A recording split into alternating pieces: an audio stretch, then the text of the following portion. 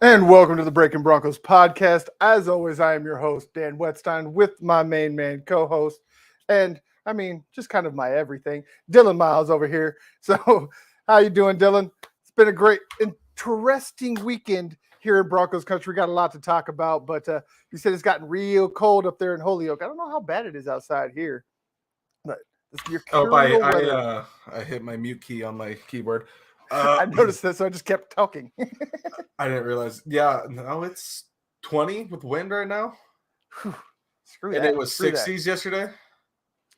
Well, talking about being cold, how about the fact that this coaching staff is finalized and Hackett really didn't keep pretty much anybody from the last coaching staff. The only three that were retained were wide receivers coach Zach Azzanni, who's the only one that kept his actual job from before. Bill Kolar is now a consultant. He's no longer the defensive line coach. And honestly, I can't even remember the third one off the top of my head. Keeping the wide receiver coach is going to be great. Yes, and I love the fact that they were able to keep Bill Kolar in some type of capacity. Those were like Zach Azzanni. I'm not as high on him as other people seem to be. Like I just haven't seen the improvement in the wide receivers and them going in the right direction. But for all accounts, he seems like a great coach. So it might be a great stay. But again, my biggest takeaway from this is the holdovers of Bill Kolar, and I really like Dom Capers coming in as an assistant. It was really, for me, for the wide receivers, keeping the same coach is good. Really, if you could have kept a few position coaches, especially on the ones that strived this year, if you kept the running backs coach, that would have been nice for them instead of having a whole new guy, but that's just how it goes in the NFL. New staff, always gonna have somebody new. But no, at least not too much change for the wide receiver spot, I guess. Really, you got the same coach, same guys. Who knows who they take in the draft this year? But I think that would be good. But no, he went all out. He really poached from the Rams. Poached the Rams. Rams and the Packers really got fleeced in this deal, most definitely. So to go over real quick, for those of you that don't know, is the new offense has offensive coordinator Justin Outen, who was tight ends coach in Green Bay, passing game coordinator and quarterbacks coach Clint Kubiak, who was the offensive coordinator of the Vikings last year, offensive line coach Butch Berry, who's been an offensive line coach at multiple destinations. We just spoke about Zach Azzanni being the wide receivers coach, tight ends coach Jake Moreland, who I really don't know much about, but seems like people are high on him. Running backs coach Tyrone Wheatley. That was one that kind of stuck out to me because I'm dating myself here. I don't know how much Dylan remembers of Tyrone Wheatley, but I remember Tyrone Wheatley as a Raider.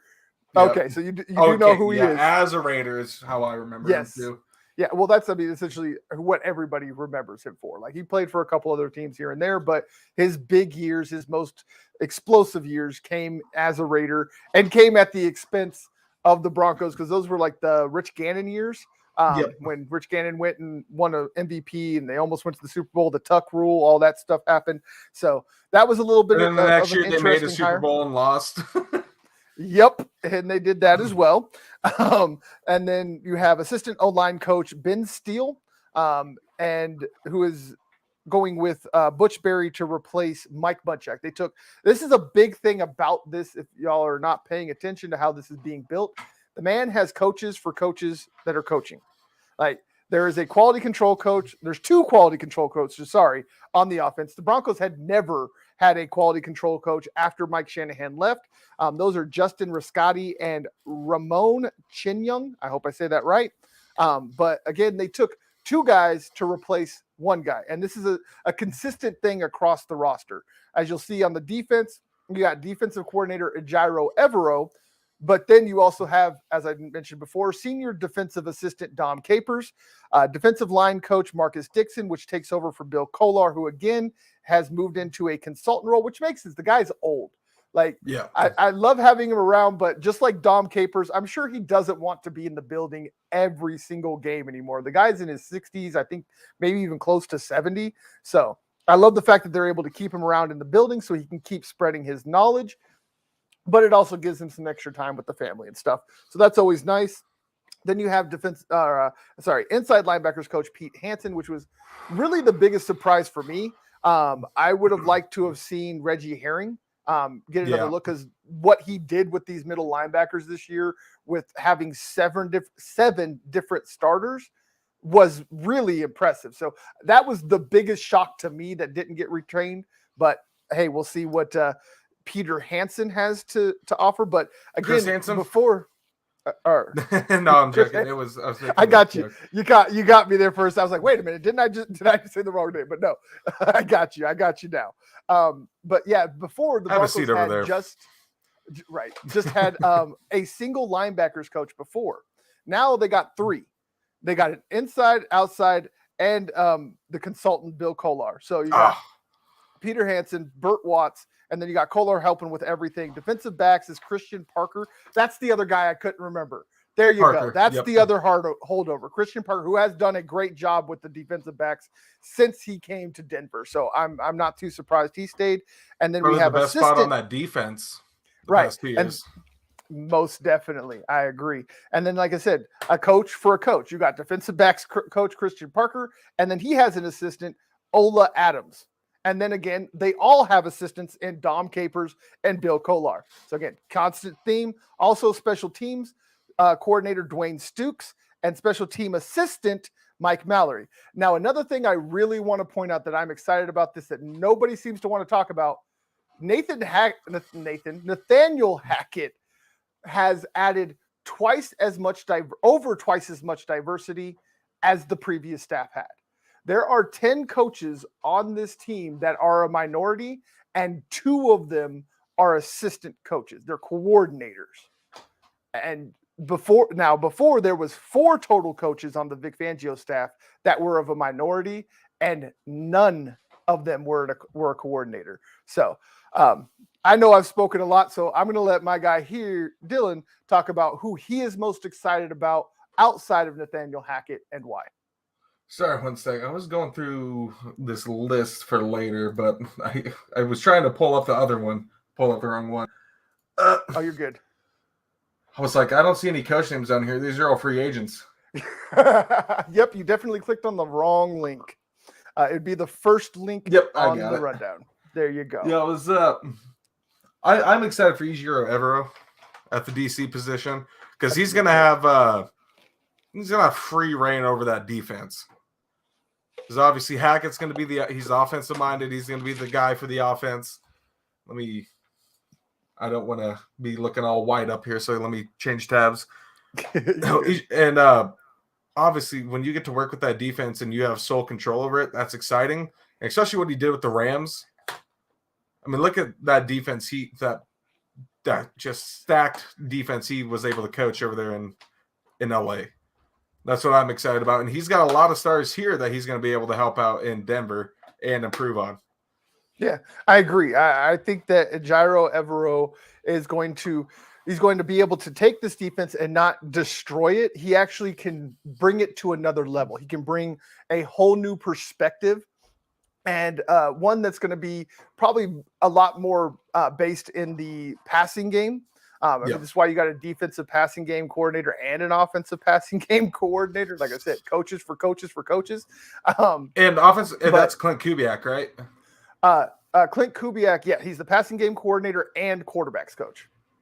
Hey. So, and I mean, that's an interesting hire. Again, as we stated before with Nathaniel Hackett, he's bringing in the outside zone West Coast offense, and that's what Clint Kubiak was born and bred in. That's what his dad and his godfather, Mike Shanahan, both essentially invented and took to a whole nother level. Oh, yeah. So having him on is it's just a boon for the quarterbacks and for the wide receivers because he has such an in-depth knowledge of what this offense is going to be and what the concepts are. So there's another one that's kind of exciting for me. I'm excited to see what the Broncos can do with an actual quarterbacks coach.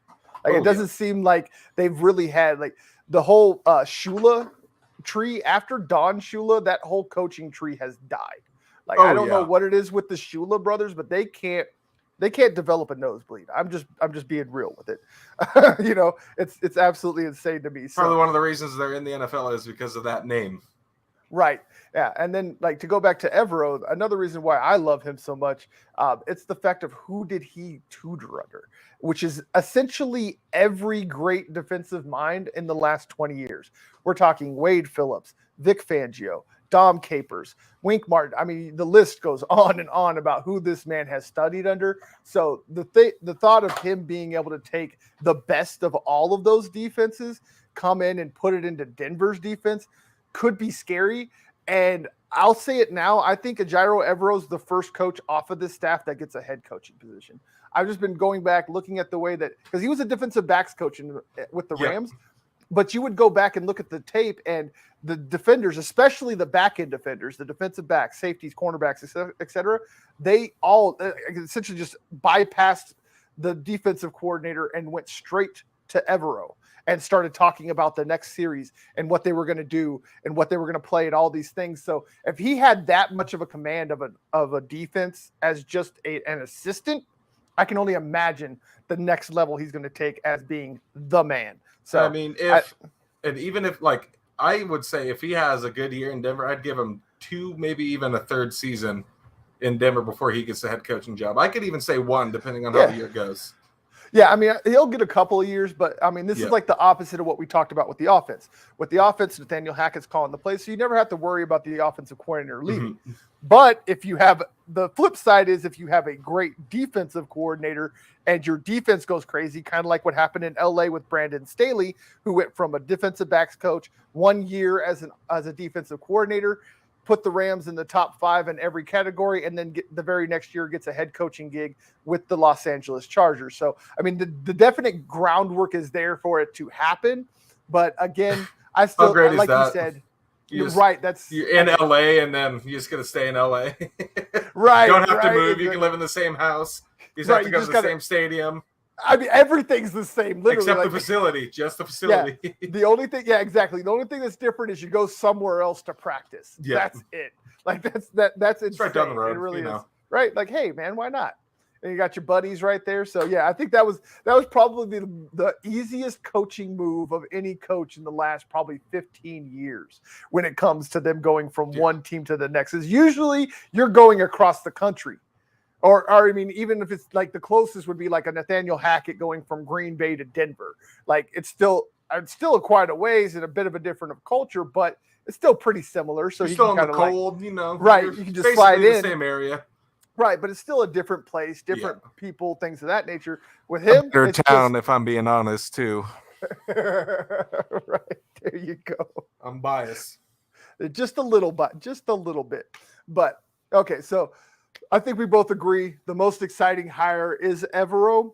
We really look forward to seeing what he can do with this defense and if he can keep it on the ascending train, or do we see it take a step back. But I am of the camp, and it seems Dylan is too, that he's going to take this defense to a new level. It could take some time too, Right. Again, the best thing about him hiring Evero is that he is going to run a scheme that's going to be almost identical to Fangio, because that's the schemes that he's run his entire life. It's been a 3-4 match zone scheme. So that's the biggest reason why I'm so excited, is that he's not bringing a whole new philosophy. Essentially, all the players have to do is learn the new language of the new playbook, and they're good to go. The plays, the schemes, and that's what I was saying. Everything's going to be similar. Of course, you get it down in training camp. You get into the preseason, and then maybe that first game or two is when still not all the way in there yet, and then after that, most definitely. I think. Yeah. Now I'm with you. Yeah. It might start off slow. Like Dylan said, he's 100% correct. Don't get down on this man just because they might have a bad week or two. It was just like the 2015 team with when Wade Phillips came in. Those first 2 weeks, they were so great. Don't get me wrong, but there were some things. And then finally you get to week 3 and then they just ran away with clicks. Yep, everything clicks and everything goes to another level. Well, speaking of going to another level, this ownership situation has taken on a whole new aspect. I told y'all that we'd have some interesting ownership news, and boy, do we. A DAO, which is essentially just a bunch of people putting money together, essentially like a GoFundMe for businesses, has been made to make a crypto-based scheme to essentially turn the Broncos into the Packers. Essentially what's going on is that a bunch of crypto bros have got together with some pro athletes and other things, and they're trying to raise $4 billion in crypto. Time to go mine some Bitcoin. Right, exactly. Time to go do some mining. But the problem with this is, and one thing, biggest reason why I wanted to bring this up is because there's so many in Denver that are going crazy because Governor Polis just announced that Colorado will be the first state to accept crypto to pay your taxes. So that came out. Time to get another computer. Time to mine. Within a couple of hours after this whole crypto bro togetherness campaign to try and turn the Broncos into a publicly owned team. Essentially, what they would do would be create a special little non-fungible token that however much you put in was however much percentage of the team that you owned, and that the way to make it incentivized is that they would allow all people that donated, no matter how little they donated, to have a say in how the team runs. Could you imagine, let's say it takes 500,000 people to get to 4 billion. Could you imagine waiting for 500,000 people to answer their email to make a decision about whether or not to trade for, say, Russell Wilson? Like, is that what y'all really want? And do y'all really think that the NFL is going to allow that? I mean, it's I've intriguing. had my piece. Yeah, go ahead. I would, if it's a thing, I would put some in there. I want to have a say. I would like to have a say, but it's like, but it's not going to happen, I think. Yeah. Just because I don't think you're going to get 500,000 people at the least. 500,000 people to get into that, because I'm sitting here, my parents asked me about crypto and I don't even really know what it is. Like, I know the basics of it, but I can't explain it to you. Right. That's where my age shows. I'm just like, I don't even know that. Yeah, that's what I should know. I could, but I'm not going to do that here because I'm not. Again, this is not a financial advice. My Dogecoin. That's all I know. I do have Dogecoin. I will say that to the moon. But anyways, I'm not. That is not an endorsement. I just want to make that clear. This is not financial advice. This is not financial advice. I'm just saying to the moon. That's all I'm saying. But to Mars again. Y'all have to understand that this is not fantasy football. This is not Madden. This is not the fan-run league that they do on Twitch. Right. Like, you can't just say, I want to buy the team and then buy the team. That's not how it works. You have to have approval of 24 of the 32 owners at minimum. Okay. So it doesn't matter if they get the $4 billion. on top of the fact that the Packers are grandfathered in. It is actually in the NFL rule book that there will never be another publicly owned team other than the Packers. Yeah. That they are literally the only team that is allowed to do so and will be the only team ever allowed to do so. This is essentially, no wonder they can't win a Super Bowl. Yeah, this is essentially a loophole. They're trying to find a loophole to get through. I mean, again, like Dylan said, this sounds great. It sounds great to say, cool, hey, right? Right? Like, hey, I could let's lay down some picks right now. Right? Let me throw down $300 and now I can literally because we've all had that moment where like if I was the owner, I would. I can get some checks in here, man. Like right? And then that's another thing is like how do you divvy up the dividends? How do you it just gets way too complicated. The NFL does not want to deal with that. You could make it work. But it's hard. It's possible. It's possible. But I mean, look at what's happened in Denver already with a family. Okay, this is just a family. Look at the Bolin family. Look at the fights that family has had. Could you imagine 500,000 strangers? Come on, people. Let's have some comments. And also, like, now imagine at the meeting at the Super Bowl, Broncos win, dude. Could you imagine the conference? Everybody on the field is just the owners. Right. It's just the owners in the stadium. Like, I mean, come on, people. Like, let's get in line. Everybody gets to take a picture with the trophy. Like, what? Right. Like, come on, people. Oh, that'll be fun. That's an idea. Write that down. We should. We're gonna be famous. We're gonna make a show off that. Right. But another thing I wanted to bring up is y'all have to remember. Like, I am not saying, again, this is not financial advice. This is not me telling you what to do with your money. But I would never put my money in one of these. The reason for that is we already have seen what happens when this goes south. Because just a few years ago, the same thing happened when they tried to put a DAO together for buying an original copy of the Constitution. They got $47 million, people. But they failed. They did not get the copy of the Constitution. They failed at the auction. You want to know what happened to all that money? It never went back to the people that gave it to them. The DAO decides where the money goes. Payday. So I'm saying this is a grift, guys. This is a grift. I am trying to warn you. Again, I can't tell you what to do. But I am trying to warn anybody that wants to listen to me, run away from this. I am not a crypto hater. I just admitted I own crypto. I invest in crypto. The best crypto too. Right? But what I'm saying is I can also spot a scam when I see a scam. And this is a scam. They will not succeed. And once they do fail, they have $4 billion or whatever it is that they get together that they can do whatever they want with. They don't have to give it back to you. So you're telling me the Nigerian contracts. You're telling me the Nigerian prince in my email is scamming me? Yes, I am telling you that the Nigerian prince does not actually love you and he is not going to crown you as his princess. Okay? Damn. Are we understood? Yeah. Okay. No, as long as we got that clear. There's a way it could work. There's a way it could work, but it can't be from the public. You can find investors, like people who have money, and make a small amount of group that could work. But that's also what the other groups that are bidding are doing. There you go. I was hoping that you would get there. Yeah. Yes. It's the only way the other groups are doing. So I was saying that's the only way it could work. Maybe there were just a bunch of solo owners, and then there was the cryptos. Like, hey, we should get some players up in this. They got actual billionaires that have real money. Like, I know, again, I am not calling crypto fake, but as of right now, for the majority of the world, crypto is make-believe. Okay? So you have to keep that in perspective.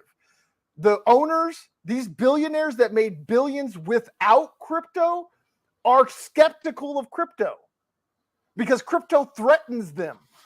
Why would they give crypto the platform to continue to threaten these billionaires that are upset because the average guy like me can take crypto and become a billionaire themselves? You know what the funniest part about this is? I don't want to get into too much. It was like we're sitting there, we're like, we're in the billionaires, man, but then we're sitting there. we support these guys. I don't like crypto in the NFL. Yes. Burn it down, but we're like, nah, billionaires are right this time. But yeah, no, I hear you 100%. So again, the main thing I want y'all to take away is be cautious. Please, people. If it sounds too good, normally it's too good. Please dig. Do research, not me search. Y'all understand? There is a difference. Do research, not me search. Get out of your comfort zone, get out of your echo chamber, and be careful, especially when you're playing with your money, people. Like, let's not get stupid. So again, my thoughts on this are it's a scam, it's BS, run away. Go ahead. One last time, this is not financial advice. We can move on. Right, there you go. All right, so this is a topic I've been waiting for. Speaking of moving on to new things, or maybe something old, something new, something blue. So, as we always say, you don't question the blue, but today we are going to question the blue. What do y'all think? Just a couple of weeks ago, or I'm sorry, about a month ago, Tim Patrick stated on Twitter, Broncos should switch to the blue jerseys. Yes. The Broncos have been orange since John Elway took over in 2013. Second year Elway took over. Yes, second year. Peyton's first year. Peyton's first year. They moved back to the orange. So, since Dylan already gave you what his choice is, we'll let him tell us why we should go back to the blue. Don't get me wrong. I love the orange, right? But the orange brings... it brings some L's. Don't get me wrong. Those Super Bowl L's. No team's ever won a Super Bowl that's worn orange, by the way. No team has ever won a Super Bowl that's won orange. All of them are the Broncos, but still. 2015, they were white. Yeah. But still. But every year they won it. The 1 year they won it, they were blue. 1-0 blue. Just saying. They're 2-1 in white. No, but I always loved the blue uniforms. Those are the first ones I remembered. Don't get me wrong, but I love the orange, and I loved it when they did those alternate.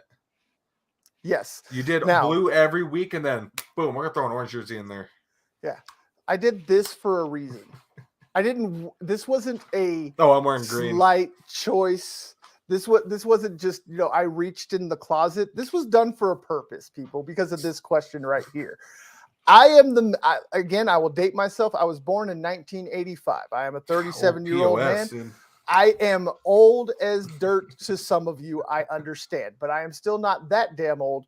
I remember the Orange Crush days. I remember those days so fondly, and I remember John Elway out there running around in that orange. Yes, it took the Broncos changing to blue before he first got his Super Bowl, but again, their first season. I am not a superstitious man. Yeah. I don't believe in curses. I don't believe in any of those things. Even though I am quite sports-driven man, and most people that are into sports and most people that played sports, they have some type of superstition. I'm not saying that I'm above superstition. I'm not making fun of people that have superstition. I just personally don't believe in it. There's what I want to bring this up. I'm not. I don't really consider myself superstitious, but there's sometimes, especially when I'm calling a game, because of course I've got to cheer for the team I'm calling for, and there'll be some times where I'll be sitting different, and then they'll be playing bad. I'm like, all right, better stand up for a few minutes, bring it back. I sit back down. They start losing. I'm like, I'm staying the rest of the game. I gotta stay in the rest of the game, or else they're gonna lose. And then they win. Somebody it's with on you. me. Yep, you got somebody with you. Thank you. No, but it was like blue were the ones I remember first. Right. Well, because again, we're dating. Jake Plummer in the blue. Ourselves. Oh. Yes. Yeah. If y'all have not noticed, Dylan's just a little bit younger than me. So just a couple, about a decade, but that's okay. Yeah.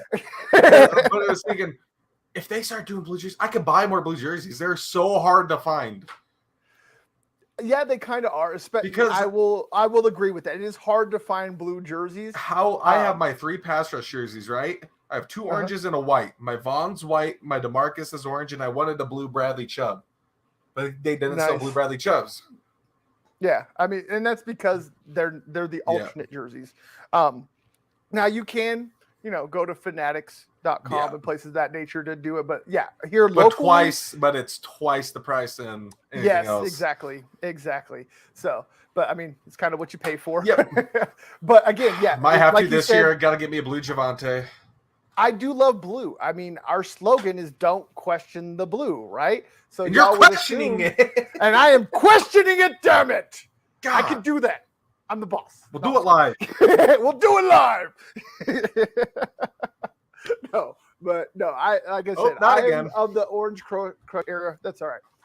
I forgot I moved my cam after last week. And I mean, honestly, blue crush just doesn't have a ring to it. I mean, the blue baddies. The blue. That's kind of lame. It is lame. That's why I said it. I know, bro. I know. That's just like, damn, that's lame. The blue balls. Yeah, I've always, yep. The wife is definitely with you. I've always loved the blue Broncos jerseys. They just look really sharp on the field. See, and I like, and I do agree. The orange stripe down the middle, down the sides, but nobody into the orange else. stripe pants. The thing I love about orange, nobody else wears orange. Like you can say that the Browns and the Bengals wear orange, but it looks more like I don't know, an orange dipped in. Well, the Bengals are now their primary now is black. It used to be orange primary. They're now a black primary color. Yeah, so I mean, it makes them unique, you know, and like I'm sorry, but I have to bring this argument up because it's the dumbest argument I've ever heard. Is that somebody tried to make the argument that orange jerseys are the reason the Broncos fumble? Like. It's the dumbest thing ever. You know what that reminds me of? What's that? It reminds me of the scandal from the 49ers radio guy a couple seasons. I think it was not this past, but the year before, where when he said he was wearing that you couldn't see the ball because he wasn't wearing sleeves when Lamar had the ball. And then he wore white sleeves the next week and tore it up. Yeah, I know. Yeah, that joke was that was bad. That was bad on so many levels. But yeah, the thing was like I hear you. That's actually a really good analogy. I didn't even think about that one. But no, like they really thought that you could see the ball better with an orange jersey as opposed to a blue jersey. And you know what's funny? If you had I could see that if people wore brown jerseys. The Browns rarely wear brown jerseys. They usually wear orange. Right.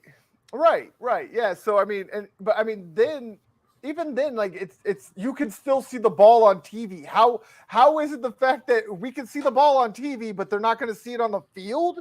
Like, what do you think? They got some special type of filter that just makes the ball pop on your television screen? That nanotechnology. Right? It's like, God, so many people have gotten so stupid in this world. I don't understand how you even come up with that. Oh, but the Blues, oh man. See, I might have to spend the money. I know. Very rarely, per usual, have we been divided on the Breakin Broncos. But don't get me wrong. We broke the Bronco. It's like, don't get me wrong. I love the orange. I always love orange. Yeah, but it's something about the blue. To me. Yeah, I don't, maybe it's our generational gap. Maybe that's what the and it's also it's not a normal color blue like every other team. Right. It's that I got navy blue. That navy dark. Like, I am not gonna ever lie and say that I don't love the blue jersey. It's just like I said. I think it's a general. Like I grew up with the orange crush. I grew up with Elway and Davis in those old school donkey helmets. Here's how I'll disagree the blue a bit. Is if I love the blue with the white pants with the orange stripes. That's a good look. Stripe. I do like that look. I love seeing this occasionally, but I couldn't see it all the time like they used to. The all blue. That's the thing is like I did like the all blue. I do like the all blue, but I couldn't have them wear all the time. Yeah, right. It's kind of like the color rush jerseys. Like it's nice to see every once in a while, but dang, that's a lot of blue and dang, that's a lot of orange. I hate it when teams wear white jerseys with their team colored pants. The all white just looks fresher to me. It does. I will agree. Either go all white or don't go at all. Like I hate that. Absolutely. Like especially the Browns is the worst when they have those bright white jerseys and then crap brown pants. It is the worst. With the orange stripe and the brown pants? Yes. Oh my God. It's so bad. It's the second worst jersey next to the urine and crap colored San Diego Padres jersey. Oh my God. Or what were the old Broncos, brown and yellow? Oh God, 60s. yeah. You remember when for the oh. what was it, the 50th anniversary for the AFL? Yes, Something like that, where they all wore their old Patriots jerseys are clean. They really are. Like they are clean. The red.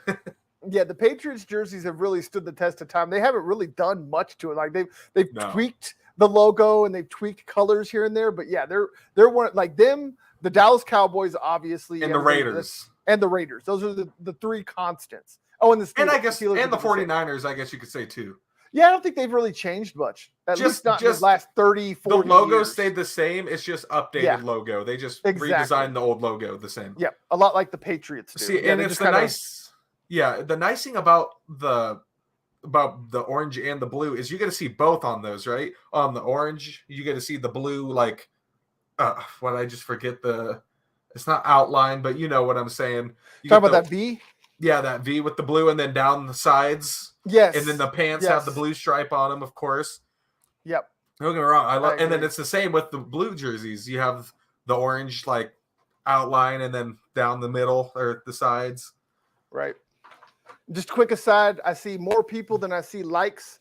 Make sure y'all please like, subscribe. All the links again are in the description. We have these are our Twitters. You can tweet us. You can tweet the tweets. Oh, I did change it this week. I forgot I did it after I got off last week. You did a good job, buddy. What the hell? Why aren't you liking it? Now, it's your fault. Like it now, like it and subscribe and go to the. I know, right? Y'all just rude. You act like you don't want us to succeed. Right. Y'all ask us why we're not famous because you didn't share our shit. How about that? But no. So bullshit. No. Right. So speaking of changing jerseys, now let's talk about changing rosters. The free agent period. Oh yeah, I've been waiting for this one too. Yes, the free agent period is coming up here very shortly. March 15th is the start of the new league year, the start of free agency, and the start of the insanity that is the NFL offseason. So we're going to go ahead and jump in and talk about our top 3 free agents we want to see in Dove Valley. So I will let Dylan start with the first one. Number 1 right here, I see on the list, Ben Roethlisberger. No, I'm joking. See, there's a lot of names, good big names on here too. Oh my. There really is. Like just off the top, I see right here: Stephon Gilmore, Jason Pierre-Paul, Devin McCourty, Will Fuller, Marcus Williams, Calais Campbell. Like, oh my. Yes. I didn't even know Calais Campbell was a free agent. Calais Campbell, yeah. Calais Campbell. Wow. He's been a free agent. Like Tyrann Mathieu's a free agent. Yeah, Calais Campbell's kind of gotten to that point in his career where he's just taking 1-year deals and just kind of seeing. Hey, I take Clay. Hey, he went to high school in Denver. He sure did, but he is 35 and a half years old right now. Yeah. So he will be 36 when the year hits. If he's still got something in the tank and you're looking for a rotational pass rusher on the defensive line, I mean, he could be good. But I think the Broncos need more. But so since you can't seem to pick one, I'm going to pick one. I got one guy here. Okay, go ahead. Especially at the corner position, we weren't really full on it this year. Stephon Gilmore could be a good signing. The man still got a lot of ball to play. I do agree. The man's only 31 and a half years old. He just made $13 million last year, which is way below what you would expect. And if you could get him for that, yeah, if you could get him anywhere around the 13 to 15 million, yeah, all day. I'm with you 1,000%. Yeah, you can keep him in that 13 to 15 million range. Gronk's I agree too. Oh yeah, because he only signed through to what Tom Brady had on his contract, so he was out. But my number 1 guy, and this is going to be a little probably weird for people because he is a little old, but I want to see Nate Sauter, and I want to throw him at right tackle. Oh yeah, dude, Nate Sauter is a beast. Ex-CU buff, bring him home. He's a big athletic tackle that has worked in zone runs most of his career. So where's he at on the list? Take him. I'm trying to find him. He is. You go up to the top, go to all positions. You might need to, or go to offense, like underneath tracker. You can filter it.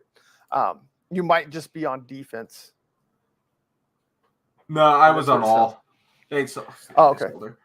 Yeah, but I'm trying to see where his money was averaging 15.5. 15 and a half. Yeah. So, and I say because he is a little older, and he's kind of he's had a couple of rough years in New York after he left New England. His value has dropped a little bit. So I think you could probably get him more in the 12, 13 million range. 13. I could even say you could lowball and get an 11 to 10 if he was willing. You might, especially if you add a couple extra years. And I know George Payton's great at sweet talking, so. Exactly. We saw that with Kareem Jackson and so many more. So I would love to see Nate Sauter come in and take over the right tackle Eric Fisher's position. Free agent too? Yes, he is. Oh, that's right. He was in Indy this year. Okay. I forgot he was in Indy. Yep. Yeah, he 31. He went from Kansas City to there after their first Super Bowl run where he ended up getting hurt. Yeah.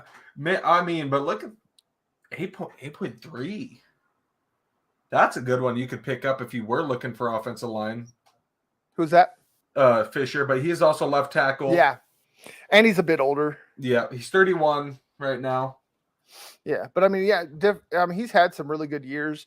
You can get him at a low rate. I mean, I wouldn't be opposed. I mean, to 8.3 is a low rate already, and that's what he was averaging. You could get him for 6.5 to 7. I'm just trying to see what kind. Let me see. I just need to go away from offensive line because I can talk about all these guys. Right. Matt Paradis is a free agent. Yes, he is. That was going to be my next guy. I would like to see Matt Paradis come in, and if he can't supplant Lloyd Cushenberry, to at least be a veteran presence that can push him and that can sit behind him in case he does get injured. You got it, because Matt Paradis had his best years at Denver. After he went to Carolina, it kind of went crazy because he is a zone blocking center, and he went to a power running game. We have talked about this before. It doesn't sound like a big – you figure he's just a big ugly. He can go out there and block no matter the scheme. That's not how it works. Not the Hogs. Yeah, exactly. It's not the Hogs. This isn't the old days where it's just run forward or run backwards. There's literal schemes. There's schemes that require more agile, athletic offensive linemen as opposed to power schemes that require bigger, lumbering, slower, just massive human beings that are just road graders. Those guys, what they're best at from high school is what they get not drafted, I just forget the name, recruited to college for, and then those guys at college get drafted to the NFL for. So as soon as you leave, if you're in the NFL and you leave a team that you were used to what that scheme is and you go to a whole new scheme, you're a whole new player. You don't know what to do. Exactly. It's a whole new world. When you go from a zone run scheme where your goal is to get the guy moving left and right to a power run scheme that you're trying to get them to move north or south, it's a completely different. It's just like saying, you can take any left tackle and make him a right tackle and vice versa. How about this? Go in the bathroom, take a dump, and wipe with the opposite hand of what you use. Tell me how well that works out. It doesn't work out very well. I'm going to do it right now. I'll be right back. He's like, I'm going to go test it out right now. I'll come back and I'll let you know the results. What would you think about Dante Fowler at defensive end? I was actually about to – I don't mind Dante Fowler. He'd probably be a cheaper option, but he's at a solid $15 million average right now. Right. But how about a Chandler Jones? See, and that was the other one I was just looking at. Chandler Jones is oh, my God. The man's a beast. Just to give you how's Arizona going to let him walk like that, dude? I know. I mean, he had a bit of a down year, due to injury. He didn't play as much, but he still had 6 sacks. I mean, he played 732 snaps, which is only 66% of the snaps for the defense, and still pulled out 6 sacks on the year. A year after getting 11.5, another year after getting 6 2 years ago. But in his heyday, I mean, this man had 19 sacks. Oh, wait, I'm sorry. I'm looking at this backwards. I apologize, guys. Last year, he had 10.5 sacks. I was going to say, that did not look right. I'm like, wait a minute. I'm like, these numbers are coming out wrong. I apologize. I looked at these numbers backwards. But 10.5 sacks with 10.5 sacks. Right, with injuries. Only played 76% of the snaps. Still had 10.5 sacks. I mean, the year before, yes, in 2020, he only had 1 sack, played only 23% of the snaps. So it seems like he might have some injury issues. But again, those don't always stick around because just in 2019, the man had 19 sacks with no help. This was on the 2019 Cardinals. He took second place in the sack race that year behind Shaq Barrett, I believe. Yeah, I think it was like a half a sack. If I remember, that was the 19 and a half or 20 sack season that Shaq Barrett had. I thought Shaq had like 23, 22. I don't think he set the record. He got close. Let's look at it. I am doing it right now. I got him pulled up. Yep, I was right. 19 and a half. He got him by a half a sack. All right. Yeah. I mean, but still. But it still led the league. I mean. Yeah. I mean, but look at everybody. Wow, Danielle Hunter was up there too at fourth. Okay. Yeah, Danielle Hunter, Cameron Jordan was up there 15 and a half. Chandler Jones 19 and Shaq Barrett 19 and a half. Okay. Yes. Make sure y'all go. Bird Gang Sports Media Network. Like and subscribe. Yo, Ben Adams, appreciate you for showing up, my guy. Again, remember, guys. You better be happy that Harbaugh's back. Subscribe. Right. I just saw the picture. Subscribe. All those things, everything in the description. Make sure you go. Like them. Love them. We all love you. See, I can see a lot of Broncos fans saying, Tyrann Mathieu, I don't want the Honey Badger. I mean, no. I mean, I honestly think he might be a slight upgrade over Kareem Jackson. He's just a little bit more athletic, and I think he's like a year or two younger. I just don't want that man just outside of football. I just don't want that media attraction. What have I missed? What is I don't know. It's just the Twitter stuff. I just hate when people go on Twitter like that. Him and Eli Tyrann Apple. Mathieu's not even 30 yet. No. Well, I mean, everybody lit up. I know, but it was not before the Super Bowl when they went back and forth for hours on Twitter. I just hate that stuff. Tyrann Mathieu. Where was he at? Was he LSU? Yeah, he was there for that natty at LSU, right? Yeah, he was there with Odell and all them. And then Odell I just realized Cam Robinson. Cam Robinson is only 26 years old, and he is a free agent and a left tackle. Well, that makes sense. If he played all 4 years, he'd be 22 coming into the league. 4-year rookie contract. I'm just saying, like, how do you let the 26? I'm just like looking at it. I'm just trying to figure out, like, why would you let a 26-year-old? Who knows? Walk? They might re-sign him. I'm just looking snaps. I don't know. Oh, maybe an injury thing because I guess he's never outside of 1 year. He's never had more than 79% of the snaps. So that actually might be a sneaky good signing for somebody. Get a young 26-year-old tackle. Go ahead. I found the guy. Ryan Fitzmagic. Oh my God. I'm joking. Andy Dalton was a free agent too. I was like, oh, he actually found one, and then he just pulls out Ryan Fitzmagic. Kyle Fuller. I wish you weren't hurt. God, I mean, he had moments, but I just don't know. I don't want Sue in Denver because that man plays dirty. Yeah. Shit. Excuse me, guys. Jimmy Graham's he's so old this year. He is 35. Gronk's only 32, which you would think he'd be like 37, 36. I know, but I think he's like one of those kids that came into the league at like 20 years old. So he's already been in the league for like 12 years, but yeah, he's only 32 is insane. But I mean, so Taylor's a free agent. My top three are going to be Chandler Jones, Nate Sauter, and Andrew Norwell. That's a good name right there. See, I agree with Soler. I would say Soler, Stephon Gilmore, and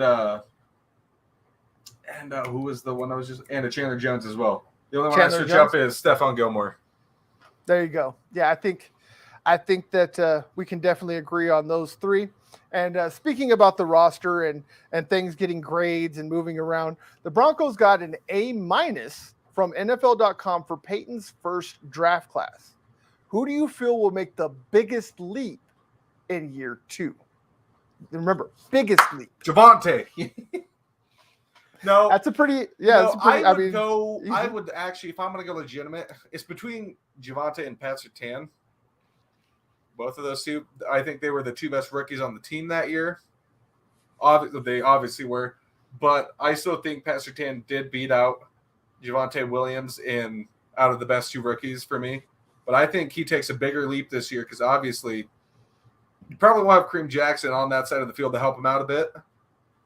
But Cam Akers will be there. But I still feel like when that ball is thrown towards him this season, you're going to see a lot of magic. Oh, excuse me. Yeah, no, I agree. Well, I mean, no, like you bit it. I hiccuped, and I don't know what that was. I was like a hiccup and an inhale at the same time. It sounded like you just had the wind knocked out of you. I know it kind of did, didn't it? It was like I thought someone just came in there and just socked you in the stomach real quick. Son just snuck in and blow. Gotcha, Daddy. No, I don't know what that was. That was really weird. It was even weird inside my body. Might need to go get that checked out. I just might, go talk to the doctor. Maybe come back and he's just like, I don't know why you came here. Biggest leap in year 2. Okay, yeah. Sorry. Lost my train of thought there with that weird noise. For me, Surtain. My biggest leap, and this is probably gonna catch some people off guard, is Caden Stearns. I've talked about this kid. When I say Cam Akers, I meant Caden Stearns. Okay. I was thinking Cam Akers in my mind. I'm like, that's not right. I thought you were saying like trying to get to Dom Capers is where I thought you were going with that, but I didn't want to interrupt your train of thought. I'm just sitting there like, Cam Akers, he's running back. Back for the Braves. Yeah. I know. I didn't want to be a jerk and be like, yo, bro, what the are you talking about? I'm like, okay? I said it and I was just thinking, I'm like, that's not right. I'm like, I'm just gonna listen because I figured, like I said, I thought you were trying to get to like Dom Capers, being able to do something, but hey, that's all right. I mean, we're moving on. Caden Stearns, that's the name. Kind of close. Yeah, kind of close. Most definitely. Same amount of letters. There's that. Okay, I'm moving it. I'm switching it spot. All right, you go for that while I talk about Caden Stearns. The reason I say Caden Stearns is because this man, in a very limited role, because he was standing behind Kareem Jackson, one of the not only best players but leaders on the team, this man was still able to sneak out 2 interceptions. Oh my God, I want Kareem Jackson to come back for a year, dude. He made all kinds of plays all over the field. And he had that pick against like one of his first games that he really played in. I forgot who it was. Yeah, Caden Stearns. Yeah, I think it was one was against Derek Carr. What was the other one? No, he picked off Derek Carr twice in that Raiders game, didn't he? I think one got called back. He only had 2 on the season. I swear they came from different games. What? No, you're right. One got called back, but he technically picked him off twice. One got called back. Technically picked him off twice. Yeah, should have been 3, but referees are just out to get us. I'm just saying. Sometimes it feels that way. All right, stats. Interception. Yep, one. Dak Prescott, and actually no, the other one was against the Jets. That's the Jets. Right. Yeah, you got Zach Wilson and Dak Prescott. It was that late in the game when they were driving. Game was out of reach, and he was just like, "I don't care. I'm gonna pick you off still. I'm gonna snatch that right up out the air." And I mean, he had picked up several. He had like 30. Yeah, I think he had like 30 tackles, 2 interceptions. The man was an animal. I mean, in one of the interceptions, he returned for 46 yards. So the guy has serious athletic capability. He's not, and the biggest thing about him that I love is he hits like a missile, but runs like a track star. He runs like, he hits like Steve Atwater, right? Right. But he's got the speed of Aqib Talib right at the same time. Exactly. That's he runs like a cornerback, but hits like a safety. He is the perfect strong safety. Justin Simmons, basically. Yeah, but no, he's actually the younger version of Kareem Jackson. That's why I love him so much, is he reminds me exactly of Kareem Jackson, except Kareem started out as a cornerback, and Stearns is just going to spend his entire career as a safety. That's because once he got older, it's the same thing with Champ. Once Champ got older, he moved over to safety. Actually, Champ retired because he didn't want to play safety. Oh, that's right. Yeah, that's why he retired. Because, he got torched in the Super Bowl. Yeah, he got torched in the Super Bowl, and he went to New Orleans, played in their, I think 2 preseason games, and was like, I can't. And then he came back, almost signed a day contract. Signed a day contract with Denver. Yep, exactly. He went it's like what Jerry Rice did. He came here, played a couple preseason games. And retired as a Bronco, baby. No, I'm joking. Technically, he did. He did announce his retirement as a Bronco, but then he went to San Francisco and signed a 1-day contract. Oh yeah, of course. Just like Champ had to come here and sign his. Peyton retired as a Bronco, then retired as a Colt. Just saying. I'm just saying that is a good point. Like as we're talking about these guys, Peyton never went and signed a one-day contract. Colts made him a statue. Retire. He didn't care. He's still in Denver doing stuff for the Broncos. He didn't even show up for the unveiling. That's still the funniest part. Yes. Is after, like, you can tell it was personal when they cut him. And then he came to Denver. He's like, this is my team. And it shows he only does stuff with the Broncos. You never see him at Colts games or doing stuff with the Colts media team. I got you 1,000%. All right. Speaking of boom, baby, new possible rosters and rookies, we have a draft coming up. If y'all have not noticed, with all the mock 5 million mock drafts that are coming out today. Before we get into this, I want to give y'all a bit of information. Is that starting March 27th, every single day up until the draft day, I am going to have a new person from another team on here to talk about their draft and what they believe and how it might interact with the Broncos.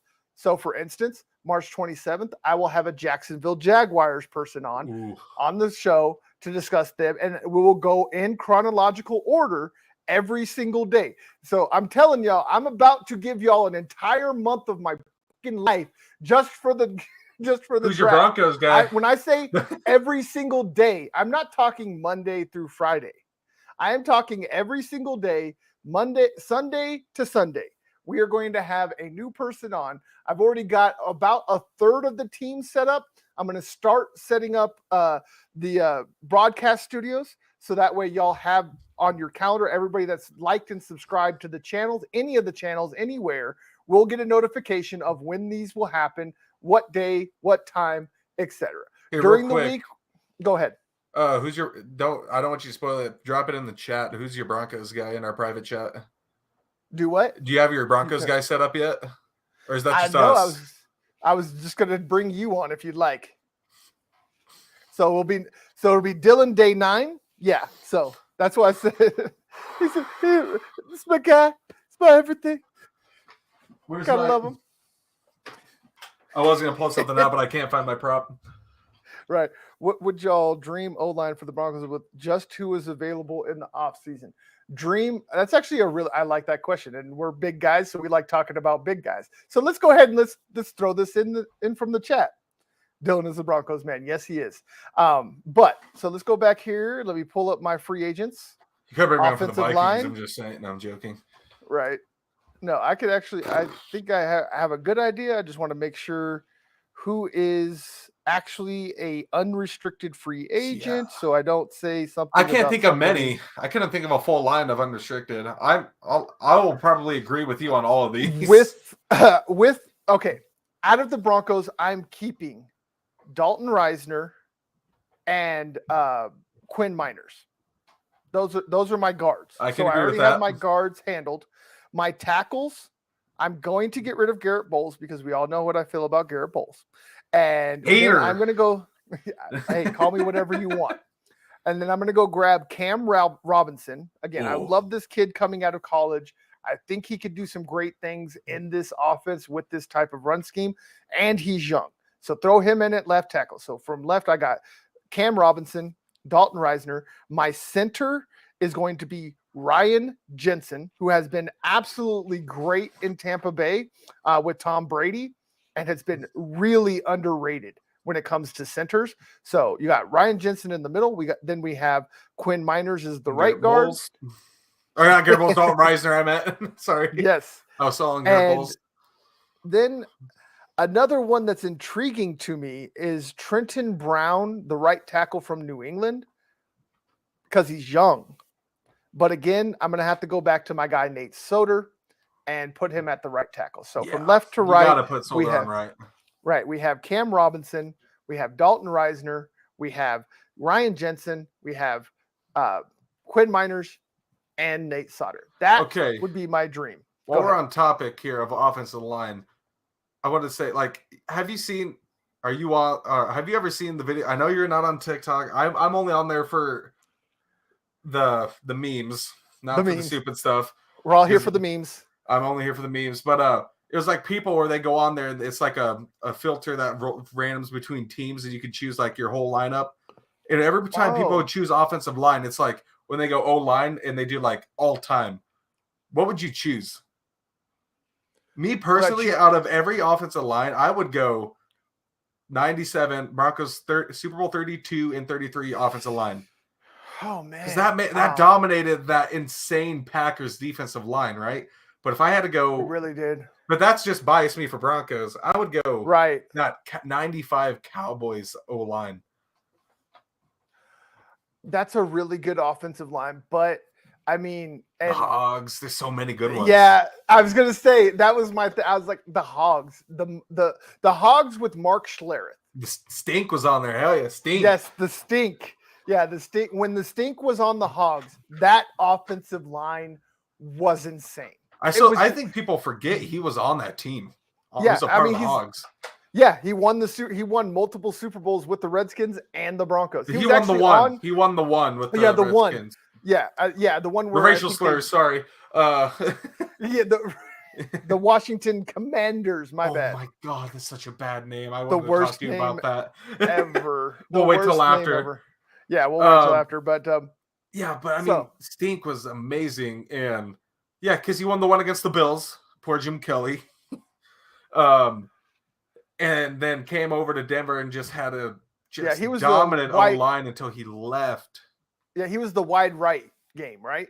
Yep. Yeah, the wide right against the Bills. And the man. No. But that was Giants Bills. That was first. You're right. That was Giants. Okay, that was the one in the Metrodome in Minnesota. Where they just waxed them. Yeah, the only close Super Bowl the Bills played was that Giants. The wide game. right. Yep. You know what? Right. That has people think Norton Anderson against the Falcons was bad, right? Right, was the word, but yeah, that was just for the conference championship. Wide right for hurts. And you lost 4 in a row. Like 2 of them to the Cowboys. Was that?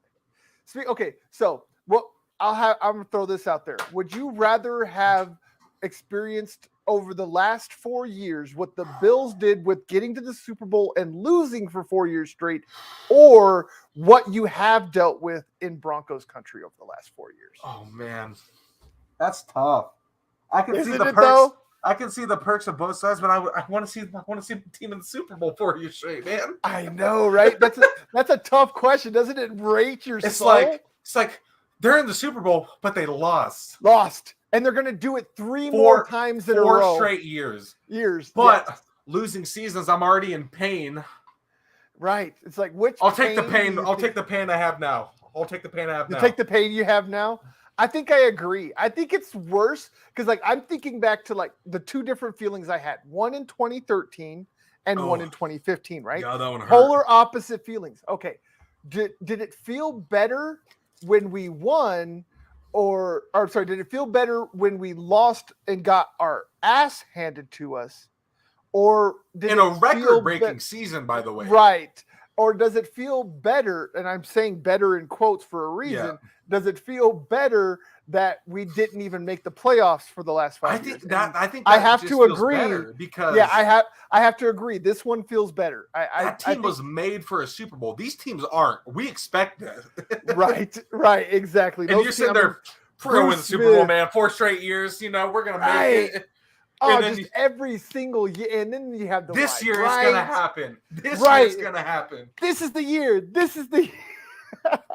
I'll even say this. I'll take 4 straight conference championship losses over 4 straight Super Bowl losses.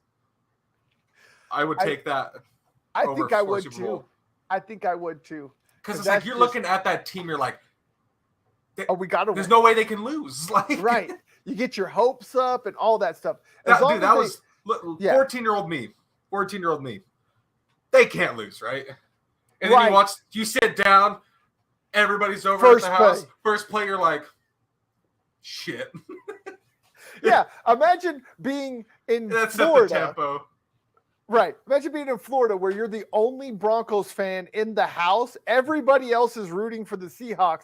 And then on play 1, after you talked all this shit, for a whole. I was in my own house. I couldn't go home. I would have went to my room. I would have went to bed. I was like, first you know play. What? I just remember that first play happened. I was like, oh, it's over. It's over. Right.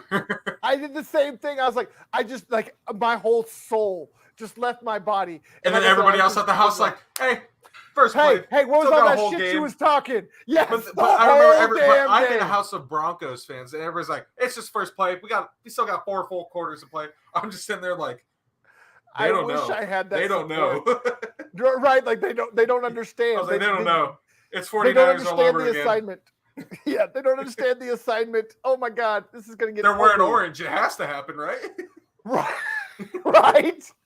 That's where all the worst ones come. So I guess I just remember back to the jerseys. The next year it was AFC wears white, and there was the Patriots. It was the next year they made the Super Bowl. I'm like, oh God, they better not wear orange, dude. And then we're wearing white. I was like, we're blue. We're wearing white. We're blue. We're screwed. Please, just one time. Okay, real quick, while we're still on topic of Super Bowl stuff, I just want to bring how boring have the painting of the end zones gotten over the years. I agree. They just seem worse. It's just they don't try anymore. It really doesn't. I just looking at old fields, like for example, the field Super Bowl 32, helmets for instead Super Bowl logo in the middle, no NFL logo, the team helmets in the each side of their field, and then the end zones were just perfect. They had the AFC logo, their logo with but then when it said their team name, they actually tried on those instead of just doing their colors blue and orange, blue end zone, blue end zone, orange letters and a logo. Yes, I know. I was actually going to go right back to that San Diego Super Bowl where the end zones had the even the logos, not even just talking about on the field, the Super Bowl logos have gotten lame. I remember those logos, I still got a hat where it's got things that are specific to the city, there's lifesavers and Coast Guard stuff. And, I had that Super Bowl 32 hat in my room right now. Yes, it's exactly. My dad's. He doesn't wear it, so I have it. Yeah, it's not even just on the field. It's they've gotten lazy with the actual Super Bowl logo. I will say, awesome. The Super Bowl 50 field was all right. It wasn't great. Yeah. I mean, of course, you have the gold NFL logo in the middle of the field. How can that not look cool? Right, exactly. And then obviously the 50 logo was cool. Right. Instead of Roman numerals, they're imagine how bland it would be because it was an L. Yeah, if it was just L in the middle of the field. But then you look at the end zones, it's they didn't even spice up the Panthers logo at all. The word. I mean, you look at it in that Broncos one, it's white letters in the blue end zone with orange outline. Right. They don't do that anymore. It's they're okay, who cares? It's dude, it's all about that's the whole point of this. Last year's the Chiefs logo were so gross in zone, piss yellow with just bad. Chiefs red. But then you look at the Bucks one, and you're like, that's sick. They tried on the Bucks one. Yeah, they tried. And it was the same. The year before, you Chiefs also got to think piss yellow looks bad. And then you look at the 49ers, that's old school right there. Right. That's just vintage. That's just vintage right there. Yeah, that's all that is. Beautiful. But then this year, it's they didn't even repaint the Rams end zone, I think. I think they just kept it how it was. Some people got some faith in the Broncos. I like it. I will until I see what happens in the offseason, I can't say that they're going to be a playoff team. They definitely have the potential, but I can't sit here right now today and guarantee when we were texting back and forth all last year during the offseason, it would be right when we got to training camp, we're all right, now we can make our projections. Exactly. Draft, you can do a little bit with projections in the draft. Right. But until you get past OTA's draft and then you're in training camp and you see how July. Yep. Yes. And you actually see that depth chart start. Really it's after the first few days of training camp once they're in pads. Yes. Once you see them in pads, that's when you get the reality of the situation. 1,000%. 100%, 1,000% agree with you on that. But yeah, I think we'll go right back to this real quick. Your favorite draft prospect at number 9 if the Broncos keep it. I just blanked on his name. It was that what school? It was that O lineman from Alabama. Oh, you talking about the tackle or the guard? The tackle. Okay. The right tackle. No, he was the left tackle, but you can move him to right. Right. Let me pull the. Is it? No, that's not George Wills. That's an old guy. I'm trying to pull him up. We've talked about him before. When you see the name, you'll recognize NFL him. Draft 21, Alabama Crimson Tide prospects. Was it the Georgia back? Was it the Georgia lineman? No, it was Bama. Draft 22. Why am I blanking on this guy's name? I know that there's Evan Neal, but he's going to go in the top 5. Yeah, it wasn't him because he's the left tackle. Early.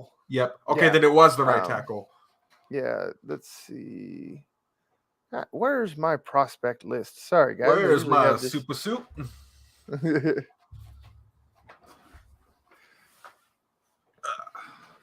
get the shower mat readjusted under my desk because it's concrete. So I got carpet under my desk.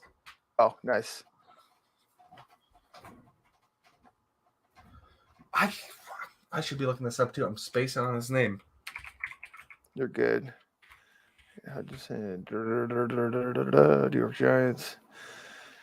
It's not Evan Neal. Where's the next guy on Alabama? Charles Cross is from Purdue.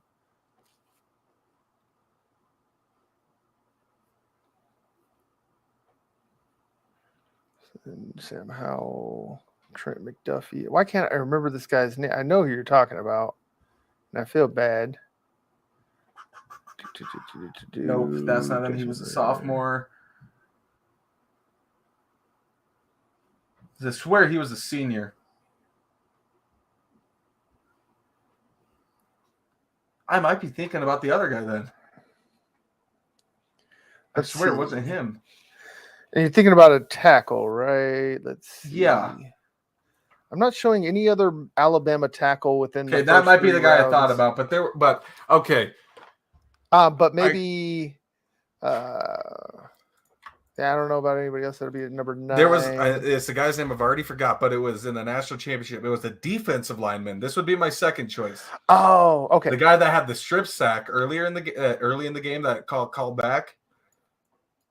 That man, you could line him up next to Shelby Harris and Stephen Weatherly. Okay, now you talking about Devontae Wyatt from Georgia? Oh yeah, baby. Okay, there you go. That man's an animal. Yes, he is currently ranked at 25 on the big board. Okay, so I could definitely see a good trade back. Maybe, yep. I think that would be an awesome pickup. I was talking to my dad about him before the national championship game, and I was like, "Yeah, you got to see this." And he would, and he would definitely pump up the pass rush, which the Broncos need. So because you already know they're outside. You got Bradley Chubb and you got DeMarcus Walker, right? And you're sitting there.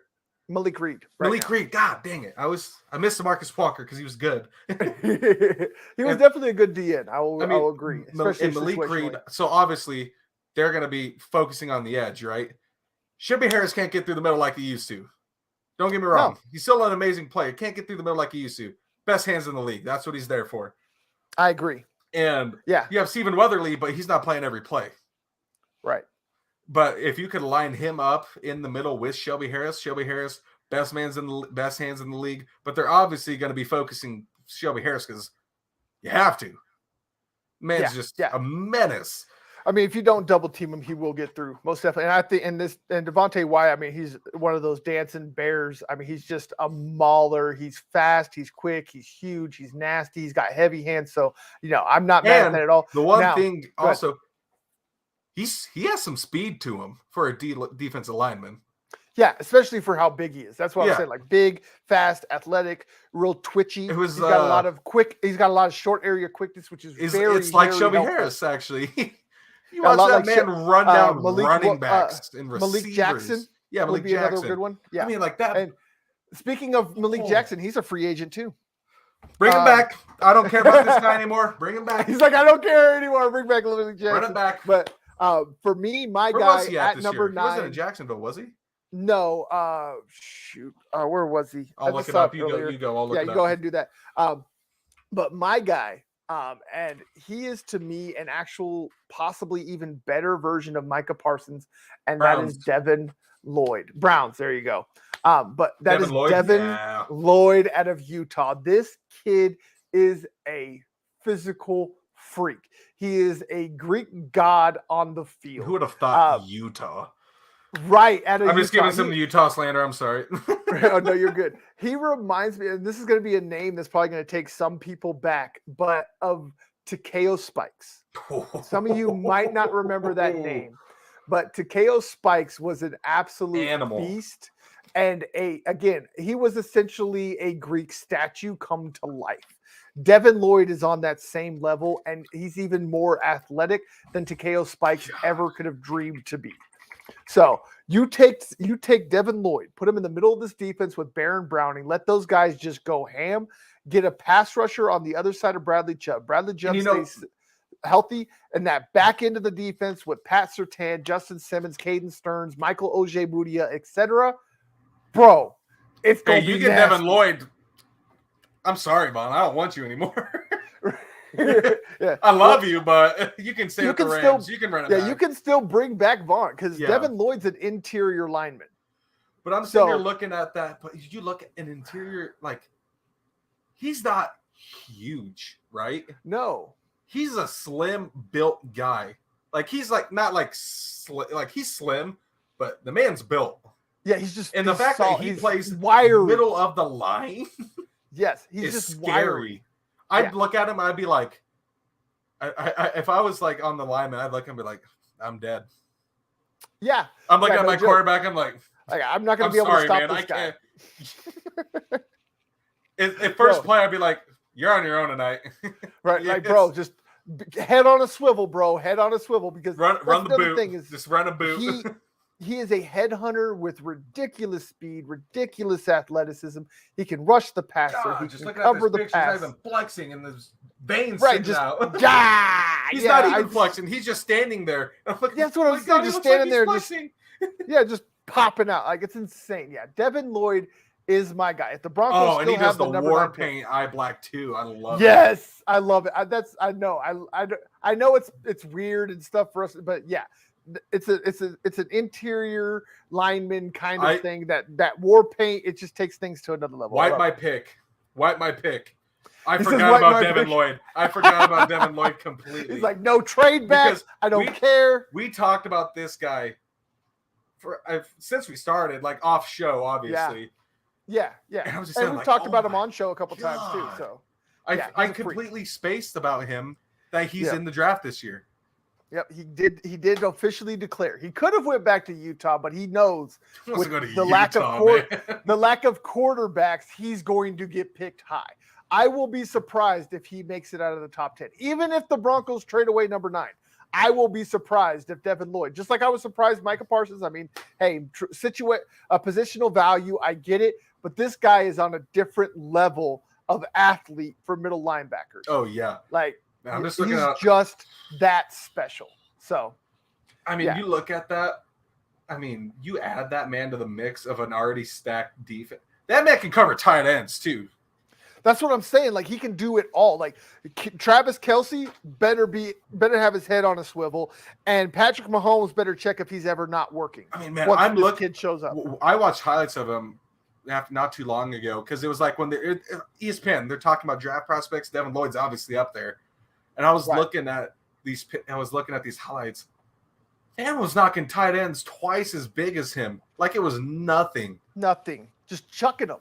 He's got. It's just like Steve Atwater knocking out Christian Okoye. The Nigerian Nightmare.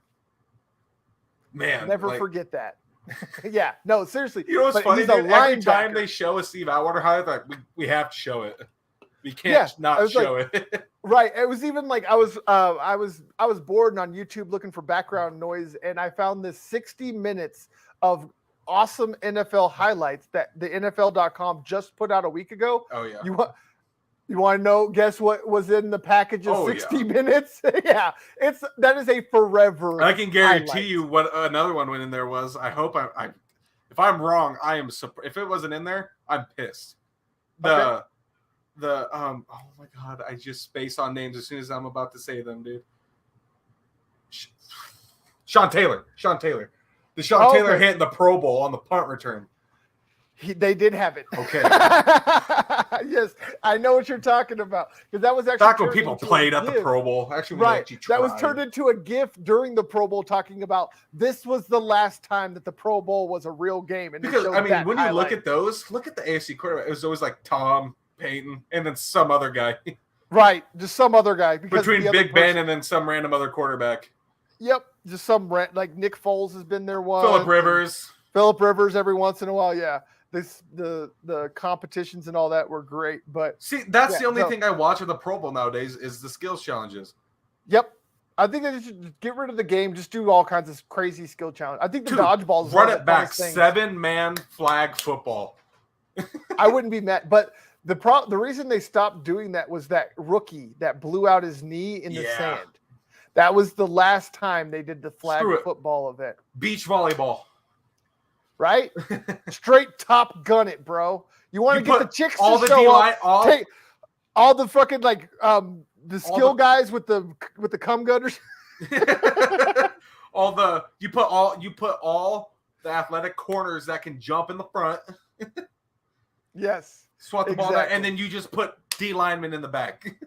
There you go. Just have that. That would be it. No, that's what they should do. They don't even do AFC, NFC volleyball. They just do linemen, offensive versus defensive linemen, and then you do receivers versus corners.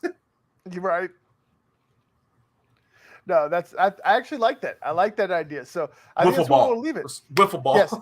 Wiffle ball, flag football, dodgeball. I think. Throw down some basketball. Let's do it. That's a great place for us to leave it. Wiffle ball, basketball, and all that good jazz. Again, remember everybody, like, subscribe, share, all those things.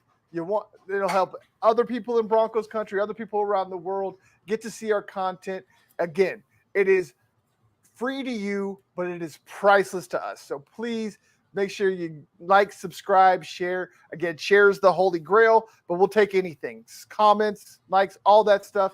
It's wonderful. If you want to send a bit of cash our way, we'd appreciate it too. We won't say much. We do have a Patreon, patreon.com/theansweris42 if you would like. I'm just saying, it's going to happen. It's going to happen someday, but we're going to need y'all's help to get there. Draft time. I'll try and find some time to come down to Denver for that. Yes, that sounds like a great idea. I think we could have a blast if we can get together in the same room. It won't be CMS at the deck. We have to find a new one. They moved. Oh yeah, that's right. They did move. So I haven't even been there. We'll have to check that. We'll talk about that. I don't even know where it's at. I do know where it's at. I'll tell you where it's at. We'll talk about that after the show. But let's go ahead and wrap this on up here. Again, as always, I am your host, Daniel Wetstein. That's my guy, Dylan Miles. My Twitter's actually there this time. Right, the Twitter is actually there. Make sure you go like, subscribe. We are here every Monday, 2 to 3. Again, a little sorry that we were a little late today. We had some technical difficulties of getting online, but we're here again. It's their fault. No, I'm joking. No, Bird Gang, all y'all great. No, they got us back in. They got us back in. Yeah, they got us back in. So we appreciate y'all. We're here again. Well, I'm getting a phone call. Also be here. And Bird Gang. All right. So Bird Gang and all of them. We appreciate y'all. Make sure y'all show them some love. Show everybody at the Bird Gang Media Network some love. We got a lot of guys. We've seen a couple of them came in here. Now I got this guy. We got CG Ruthless. Make sure you give all these guys some love. They're helping me out behind the scenes as well as in front of the scenes. So make sure you give them some love as well. We love all of y'all. Again, every Monday, 2 to 3 p.m., we're going to be here for you and all of your Broncos needs. Do you hear that? We got the draft coming up. I do hear that. That doesn't sound I don't know what the hell my dad's doing. I don't want to know. We're going to keep moving on. We love y'all. Thank y'all for showing up. This is for the Answers 42 Media Network, Bird Gang Sports Media Network. I am Daniel Wetstein. Don't question the blue. Let's get your dad the hell out of here.